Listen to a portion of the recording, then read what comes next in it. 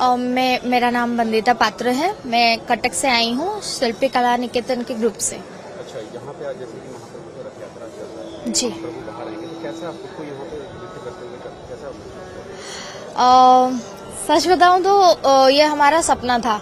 ये ग्रुप का 29 साल का सपना है और ये मेरी माँ का 27 साल का सपना है।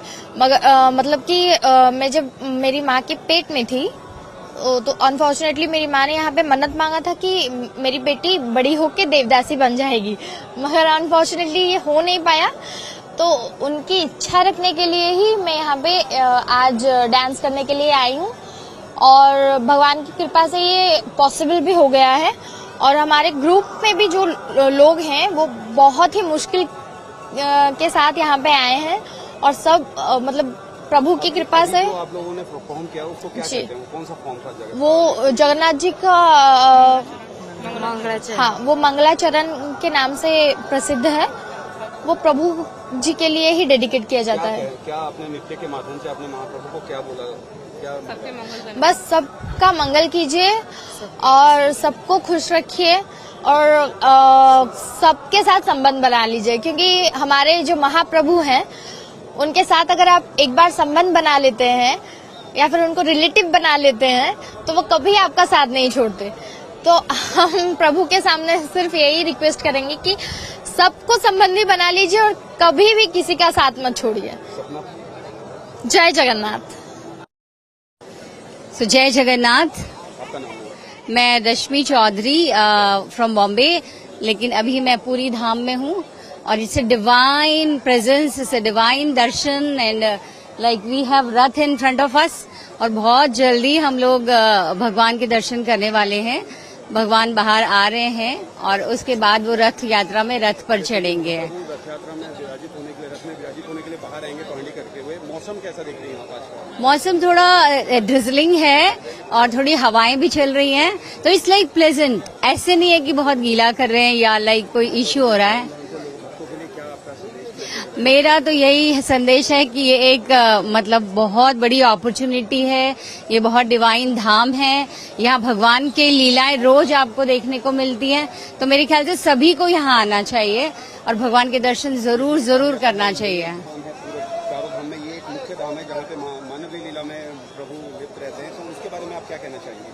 हाँ, मतलब सबसे बड़ी चीज की जिन लोगों को दर्शन नहीं हो पाते, भगवान ने ये डिसाइड किया कि मैं मंदिर से बाहर आऊंगा और मैं यहाँ पर यात्रा में रहूंगा और आप आओ और मेरे दर्शन करो। इतना दयालु, इतना यानी गरीबों के लिए, अमीरों के लिए, सबके लिए आशीर्वाद देने वाले भगवान को नमन है और मैं बहुत खुश हूँ यहाँ पे आके। हाँ, हरे कृष्णा, जय जगन्नाथ जी। मेरा नाम रूपाली काजरोलकर है। हम लोग महाराष्ट्र से, मुंबई से आए हैं। वही है जो प्रभु ने बुलाया है सबको। तो आज रथ यात्रा में आके बहुत ही अच्छा लग रहा है और यही पर्व सबको यहाँ से, ये ब्रॉडकास्ट से सबको दर्शन मिले, यही प्रभु की इच्छा है।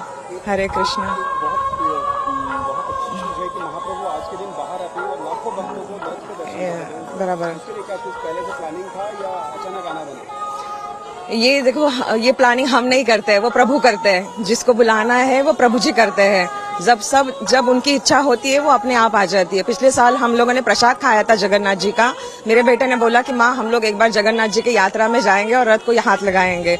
तो बस आज वो इच्छा प्रभु ने पूरी कर दी। पिछले बार के हिसाब से अभी का जो मौसम है, अभी तक का जो मौसम बना के रखा है, उसके बारे में क्या कहना? मौसम तो बहुत ही बढ़िया और बहुत ही अच्छा है।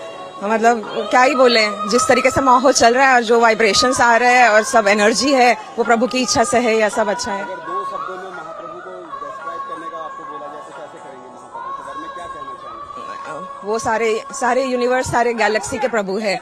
मतलब हम तो एकदम छोटे से स्वरूप में है, वो सारे प्रभु, सारे जगत दाता है वो तो। मेरा नाम पूजा आनंद है। मैं मुंबई से हूँ। कैसा लग रहा है महाप्रभु के इस पावन धाम में, आज पवित्र रथ यात्रा में आप यहाँ पे हैं, इसको कैसा फील कर रही हैं? ये एकदम out of the world experience है। देखिए, मैं ना डिवोटी हूँ पिछले 20 साल से, बट पहली बार आ रही हूँ और यहाँ पे पूरा ऐसा लग रहा है भगवान की बस कृपा बरस रही है। 20 साल की हम कह सकते हैं 20 साल की तपस्या आज पूरी हो रही है। जी, एकदम आप ये बोल सकते हैं। इतने जैसे 20 साल का इंतजार और कुछ ही पलों के बाद, कुछ ही घंटों के बाद महाप्रभु रथ पे विराजित होंगे। जी। कैसा उसको कैसे डिस्क्राइब करेंगे? मेरी धड़कनें रुक जाएंगी, मुझे पता है। और ये दिन का मेरे को बहुत सालों से वेट था और आज फर्स्ट टाइम मैं आई हूँ रथ यात्रा में बॉम्बे से, और मेरा बस दिल धड़कनें बढ़ रही हैं बस। क्या प्लान है? डेफिनेटली रथ को खींचने के लिए ही आई हूँ, क्योंकि भगवान की कृपा बहुत बरसती है। ये एक दिन होता है पूरे साल में जब भगवान सबके लिए, पूरे जगत के लिए, जगन्नाथ हैं तो पूरे जगत के लिए आते हैं कृपा बरसाने। प्रभु श्री जगन्नाथ जी सबके लिए आज जो बाहर आएंगे वो सारे, किसी जाति धर्म किसी कुछ नहीं आज उनके पास, उसको कैसे देखती हैं? ये सबसे मर्सीफुल भगवान, क्योंकि जगन्नाथ का मतलब ही यही है कि भगवान पूरे मर्सीफुल हैं, सबको दया देने आते हैं, कुछ भिन्न भेदभाव नहीं करते हैं। तो सभी को स्वागत है, यहाँ पे आइए और भगवान की कृपा लीजिए। महाप्रभु ने अपने लाखों भक्तों के लिए जो मौसम यहाँ पे बना के रखा है उसके बारे में क्या कहेंगे? मेरे जो साथ वाले हैं, सभी दोस्त और साथी, वो बोल रहे हैं कि वो लोग 15-20 साल से आ रहे हैं लेकिन कभी ऐसा मौसम नहीं हुआ है। तो ये बोलते हैं ना, ये इंद्रदेव और सूर्यदेव की कृपा है, बहुत ही अच्छा मौसम है। और कल सारी रात बारिश हुई है, बहुत ही बढ़िया मौसम है, कृपा बरस रही है। आप यहाँ से क्या संदेश देना चाहेंगे?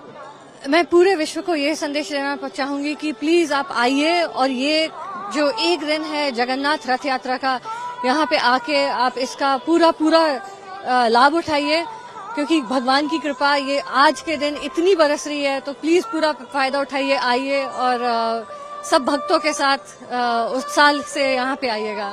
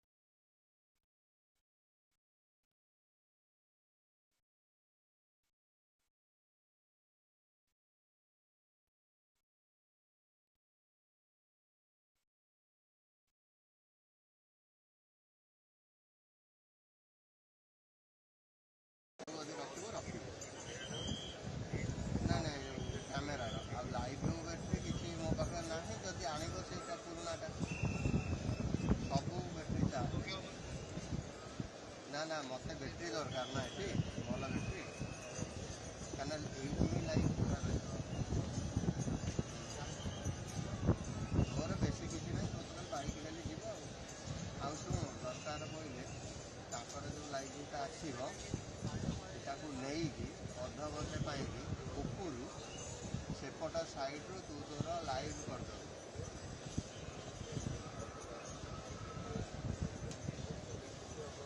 ताले से शुण मो ତାହେଲେ ଗୋଟେ କାମ କରିବୁ ଉପର ସେପଟ ସଟ କିଛି ଯାଇନି ତୁ ଯାଇକି ନେଇଯା ଆଉ କେବଳ ଲଗେଇବେନି ଆସିବା ପୂର୍ବରୁ ନ ବୁଝିଲୁ ପୁରା ଆସିବା ପୂର୍ବରୁ ସେପଟ ଆଙ୍ଗେଲର ସଟ ପୁରା ନେଇଗଲେ ହେଇଯିବ ମୁଁ ସେପଟ ଆଙ୍ଗେଲ ସର୍ଭିସ୍ ନେଇକି ଯାଇବି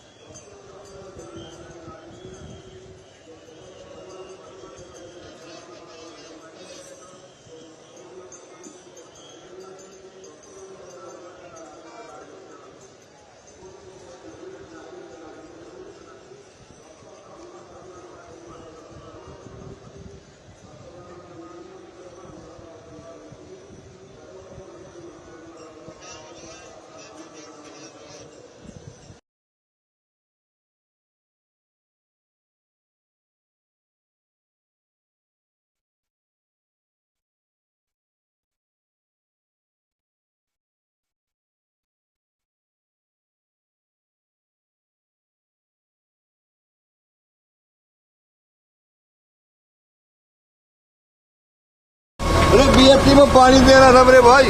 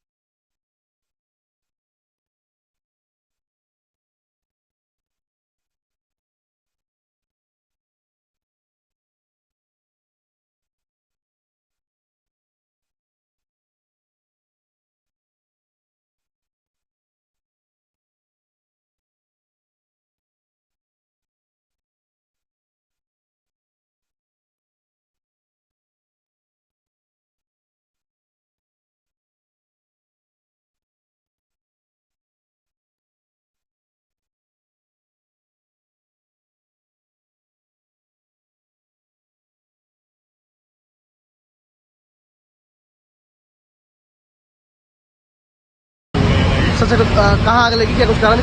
और देखिए 5:30 के लगभग सेक्टर 2 P93 शाम नामक पेंट की एक कंपनी थी, इसमें आग लगने की सूचना मिली है। त्वरित कार्रवाई करते हुए मात्र 500 मीटर पर ही फायर स्टेशन है, 2 गाड़ियाँ भेजी। यहाँ आके देखा गया कि आग जो है काफ़ी लपटें बड़ी हैं। त्वरित कार्रवाई करते हुए और गाड़ियाँ यहाँ बुलाई हैं हम लोगों ने अन्य फायर स्टेशनों से, जनपद बुलंदशहर, हापुड़, गाजियाबाद, मेरठ, यहाँ से भी डिस्ट्रिक्ट बुलाई है, प्राइवेट कंपनी से भी बुलाई है। आप बगल में देख सकते हैं CFO गाजियाबाद भी हमारे मदद के लिए आए हैं। लगभग अभी मात्र जो है अभी 25 गाड़ियाँ हैं और गाड़ियाँ आ रही हैं रास्ते में, पर आग पे काबू पा लिया है। अच्छी बात यह है कि कंपनी के चारों तरफ कंपनी जो अदर कंपनीज थी उनको बचा लिया गया है, बाकी किसी भी कंपनी में आग नहीं फैला। ठीक है।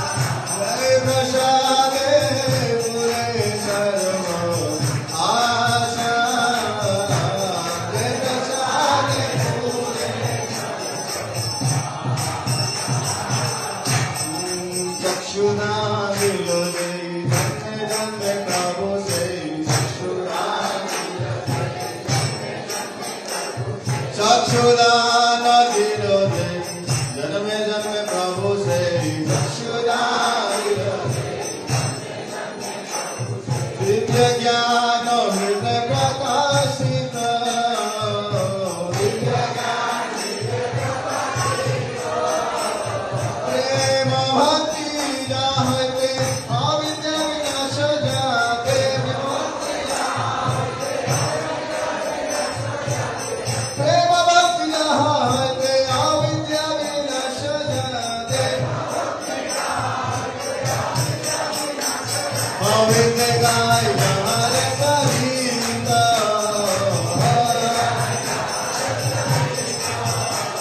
अविद्या गाय जहरे कविता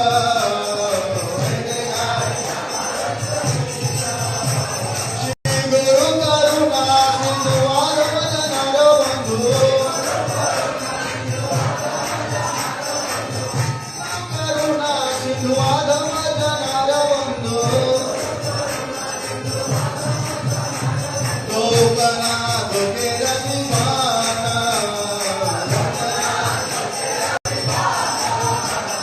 लोकनाथ के रतिमाना श्री प्रभु मात कविता पावाना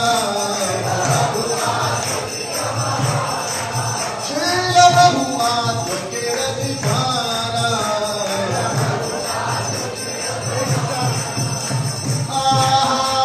प्रभु कर गया देह मोरे पाद छाया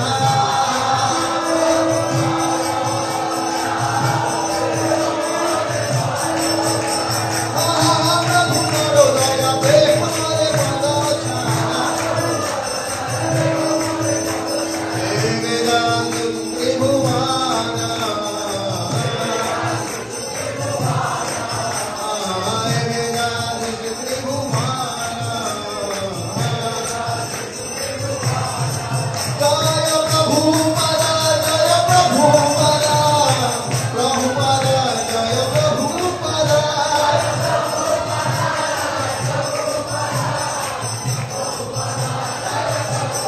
जय जय गुरुदेव गुरुदेव जय गुरुदेव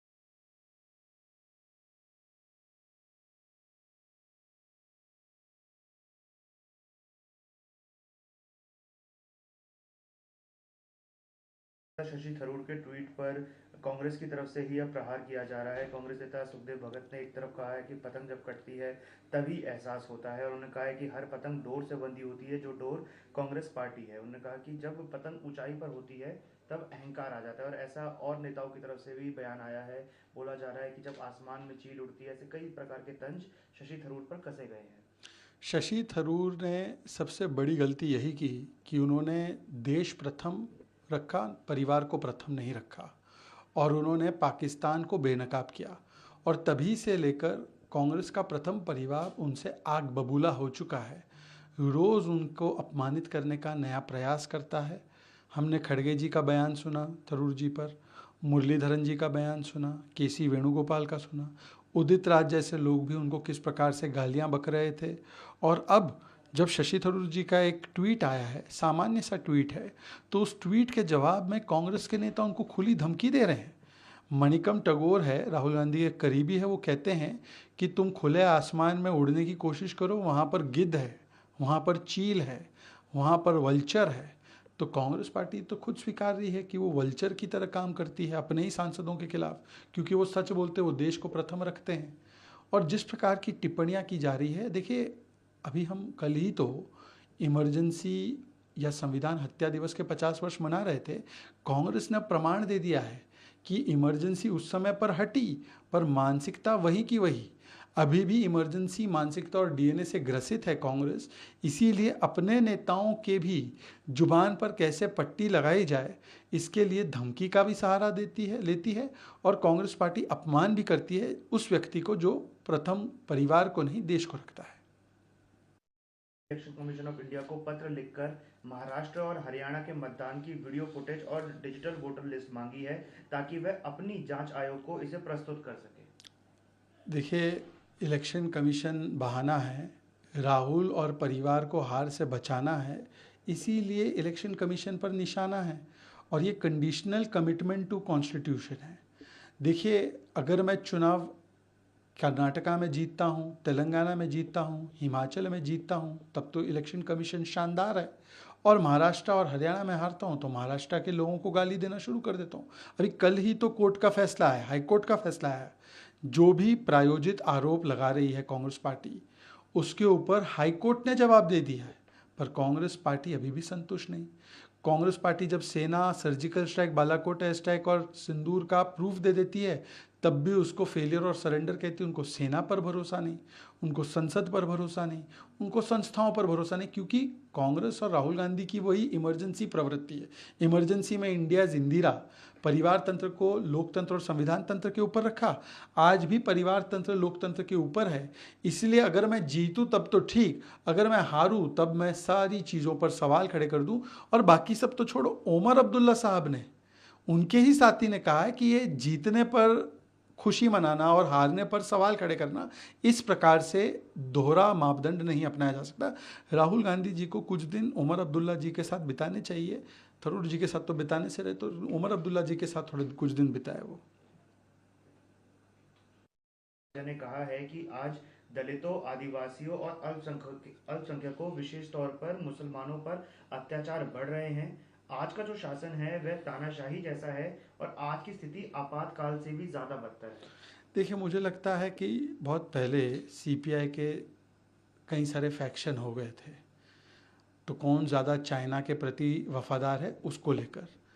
तो मुझे पता नहीं डी राजा जी कौन से फैक्शन से है, क्योंकि डी राजा जी के ही जो पार्टी का माउथपीस है पीपल्स डेमोक्रेसी, उसमें छापा गया है कि इमरजेंसी जैसा कालखंड कहीं पर नहीं हुआ, कभी भी नहीं हुआ, और आज की तुलना या कभी भी किसी और कालखंड की तुलना इमरजेंसी से नहीं की जा सकती।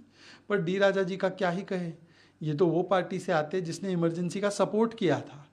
ये बाकायदा इमरजेंसी को सपोर्ट करने वाली पार्टियों में से एक पार्टी अगर कोई है तो वो लेफ्ट पार्टीज है। तो तब भी उन्होंने इमरजेंसी को देश और संविधान और लोकतांत्रिक यात्रा पर काला धब्बा नहीं माना था। 50 वर्ष बाद भी इन लोगों को नहीं लगता कि ये हमारी लोकतांत्रिक यात्रा पर काला धब्बा है। इसीलिए जो इतिहास से नहीं सीखता, वर्तमान में वही गलतियां करते रहता है। भाई बताइए ना, 34 वर्ष बंगाल में थे तो इन्होंने क्या किया, और आज जब वो बात करते हैं माइनॉरिटीज़ की, दलितों की, आदिवासी की, तो सबसे पहले आदिवासी समाज के व्यक्ति कब राष्ट्रपति बने, और लेफ्ट पार्टी का क्या स्टैंड था उस पर। सबसे पहले हमारे ओबीसी कमीशन को कब कॉन्स्टिट्यूशनल स्टेटस मिला, और क्या स्टैंड था लेफ्ट पार्टी का। सबसे पहले दलित और आदिवासी समाज को जम्मू कश्मीर में कब राइट मिला रिजर्वेशन का, जब 370 हटा, और लेफ्ट पार्टी का क्या स्टैंड है। तो हाथी के दांत और डी राजा जी के सिद्धांत, खाने के अलग दिखाने के अलग। जा रहा है कि उसमें पूर्व प्रधानमंत्री इंदिरा गांधी जी की छवि को गलत ढंग से दिखाया गया है। नहीं, इंदिरा गांधी को हिटलर कहना मतलब सच को सच कहना, फैक्ट को स्टेट करना, इस पे एफआईआर होगी। इंदिरा गांधी जी को क्या संत कहे क्या संविधान को काल कोठड़ी में डालने के लिए? मुलायम सिंह यादव, लालू जी, जेपी जी, अटल जी, अडवाणी जी, मोदी जी, जेटली जी को जेल में डालने के लिए संत बताया क्या उनको? और जिस प्रकार से करोड़ों लोगों की नसबंदियां की गई, लाखों लोगों को जेल में ठूसा गया, लाखों लोगों को बेघर किया गया, मौलिक अधिकार, संवैधानिक अधिकार सस्पेंड किए गए, मीडिया के 250 कर्मचारियों को जेल में ठूसा गया, जुडिशरी को कमिटेड जुडिशरी बनाया, तो इसके लिए क्या हम लोग इंदिरा जी को शांति दूत बोले या क्या बोले? और आए दिन ये लोग मोदी जी को हिटलर, हिटलर की मौत मरेगा, कब्र खुदेगी बोलते हैं, पर कभी भी कोई एफआईआर नहीं होती। और यहाँ पर जिन्होंने हिटलर जैसे कार्य किए उनकी तुलना हिटलर से की जा रही है, तो एफआईआर करती है कर्नाटका कांग्रेस। तो ये तो इमरजेंसी माइंडसेट है। आज कांग्रेस चीख चीख कर, चिल्ला चिल्ला कर बोल रही है कि हाँ, मेरे में इमरजेंसी का डीएनए है, क्योंकि 50 वर्ष पहले भी उन्होंने यही किया, आज भी वही कर रहे हैं। चाहे पत्रकार हो, चाहे एक्टिविस्ट हो, चाहे पॉलिटिकल पार्टी ऑपोजिशन की हो, सब पे ये एफआईआर करके डराने की, धमकाने की कोशिश करते हैं। और कांग्रेस का तो अजब ही खेल है कर्नाटका में। वहाँ पे 11 लोगों की हत्या होती है स्टैम्पीड में, उसमें कोई अकाउंटेबिलिटी नहीं। मूडा स्कैम और हाउसिंग स्कैम का लूट मचता है, कोई अकाउंटेबिलिटी नहीं। झूठे वादे किए, वादे तोड़ दिए, प्राइस राइज कर दिया, कोई अकाउंटेबिलिटी नहीं। बच्चियों के साथ दिन दहाड़े शोषण हो रहा है, बलात्कार हो रहा है, कोई अकाउंटेबिलिटी नहीं। किसके ऊपर एफआईआर कर रहे हैं? कर्नाटका बीजेपी के हैंडल पर। तो ये उनकी प्राथमिकता को भी दर्शाता है।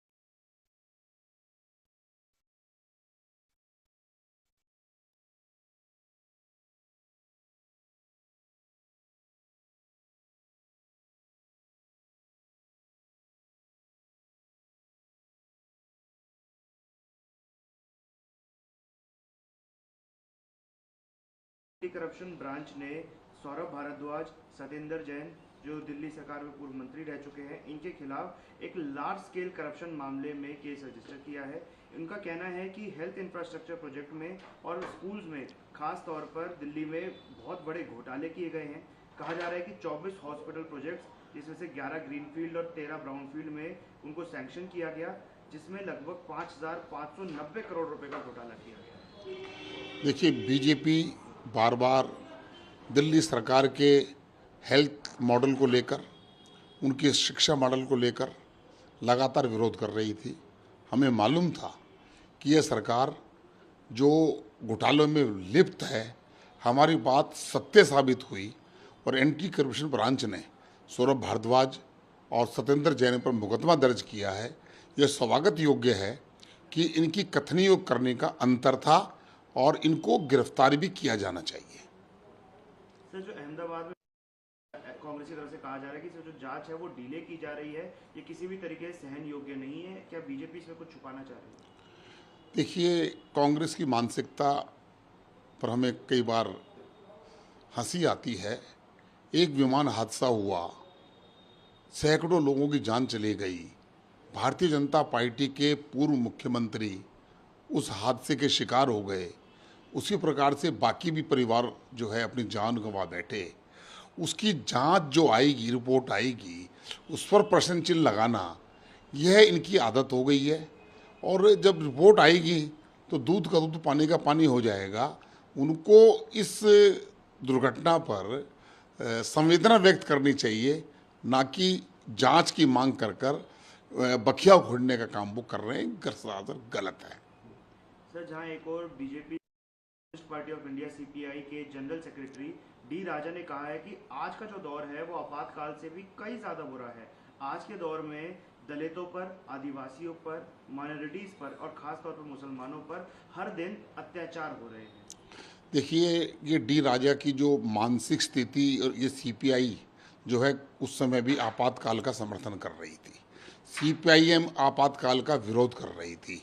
50 साल पहले जिस प्रकार से दमन किया गया, 1 करोड़ से ज़्यादा लोगों की नसबंदी कर दी गई, 20 सूत्री कार्यक्रम इंदिरा गांधी का, 5 सूत्री कार्यक्रम संजय गांधी का, और जिस प्रकार से प्रेस पर सेंसरशिप, सारे नेताओं को उठाकर जेल में डालना, और कोई किसी प्रकार का सुप्रीम कोर्ट को भी डायरेक्शन देना कि लोकसभा अध्यक्ष, प्रधानमंत्री, राष्ट्रपति पर किसी भी प्रकार की कोई इंक्वायरी भी होगी तो उसमें हस्तक्षेप ना करना।